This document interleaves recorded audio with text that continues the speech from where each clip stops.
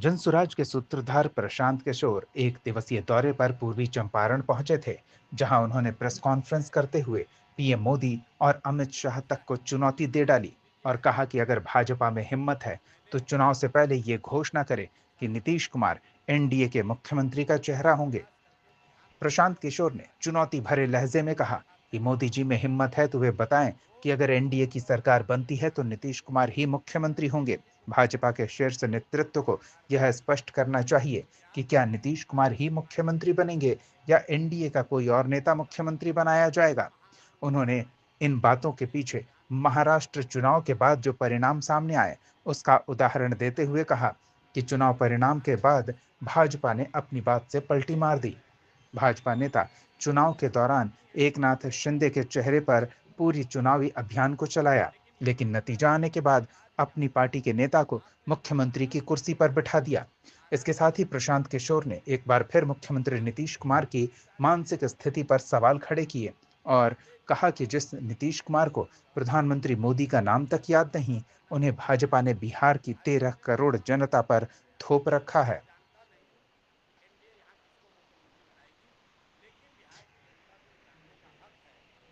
इतना ही नहीं, प्रशांत किशोर अपने अभियान के दौरान विभिन्न मुद्दों को लेकर केंद्र और राज्य सरकार, साथ ही विरोधी खेमा आरजेडी यानी कि महागठबंधन पर भी हमलावर नजर आ रहे हैं। और क्या कुछ कहा उन्होंने, सुनिए। जहानाबाद न्यूज के लिए मुकेश कुमार की रिपोर्ट।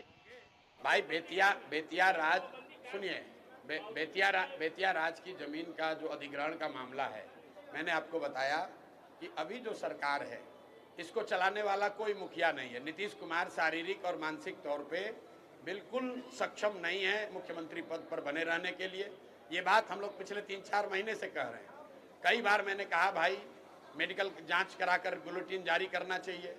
चलो वो नहीं मानोगे तो अपने मंत्रिपरिषद के सदस्यों का नाम बता दो तो भी हम लोग जान जाए कि आप स्वस्थ हैं। आपने कल देखा कि मंत्रिपरिषद के साथियों का नाम तो छोड़िए, नीतीश कुमार देश के प्रधानमंत्री जो स्टेज पर बैठे थे उन्हीं का नाम भूल गए। आप जरा समझिए, हंसने की बात नहीं है। बिहार के सामान्य परिवार के लड़के अगर वो सिपाही बनना चाहते हैं, शिक्षक बनना चाहते हैं तो उनका फिजिकल फिटनेस टेस्ट होता है, मेडिकल कराया जाता है। अगर आप फिजिकली मेंटली फिट नहीं हैं तो आप सिपाही मास्टर नहीं बन सकते हैं। लेकिन ऐसा कैसे है कि 13 करोड़ लोगों का मुखिया, सब आदमी ये कह रहा है भाई इनकी तबीयत ठीक नहीं है, फिर भी भाजपा वाले उन्हीं को थोपे हुए हैं। क्यों थोपे हुए हैं, ये आपके और समाज के चर्चा और उनके निर्णय का विषय है। मैं ऐसा समझता हूं कि चाहे बेतिया राज के अधिग्रहण का मामला हो, लॉ एंड ऑर्डर का मामला हो, या सरकार की ओवरऑल जो फंक्शनिंग है, इस सरकार का मुखिया शारीरिक मानसिक तौर पर फिट नहीं है। सरकार को मुख्यमंत्री नीतीश कुमार नहीं चला रहे हैं, 3-4 रिटायर्ड ब्यूरोक्रेट जो उनके सलाहकार है वो लोग चला रहा है, और 3-4 उगाही मंत्री है। मैं उनको कहता हूँ सब उगाही मंत्री है। जो 4-5 महीने बचे हुए हैं ये लोग लूटने में लगे हुए हैं। जिस सरकार का कोई मुखिया नहीं होगा उसमें इसी तरह के कानून बनेंगे, इसी तरह की गलतियां होंगी। आप देख रहे हैं कानून व्यवस्था की हालत, रोज मर्डर हो रहा है, रोज हंगामा हो रहा है। लेकिन आपने सुना कि नीतीश कुमार ने लॉ एंड ऑर्डर के रिव्यू के लिए कोई बैठक बुलाई है? क्यों नहीं बुलाया है? क्योंकि नीतीश कुमार को वो स्थिति ही नहीं है कि वो कोई बैठक बुलाए उसमें रिव्यू करे। आपने कोई नीतीश कुमार का पत्रकार वार्ता देखा पिछले 4-6 महीने में? आपने नीतीश कुमार को कोई भाषण देते सुना?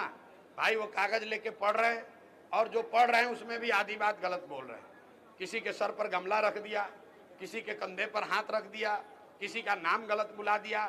कभी राष्ट्र, ऐसा कैसे संभव है कि जो आदमी 20 वर्ष से मुख्यमंत्री है, राष्ट्रगान बज रहा है और आदमी ताली बजाने लगे बीच में?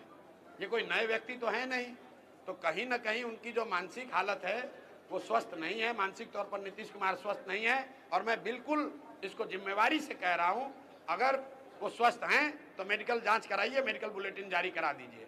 नहीं करा सकते हैं, अपने जितने मंत्रिपरिषद हैं, मंत्रिपरिषद के साथी है, कैमरे पर आकर उसका नाम बता दीजिए।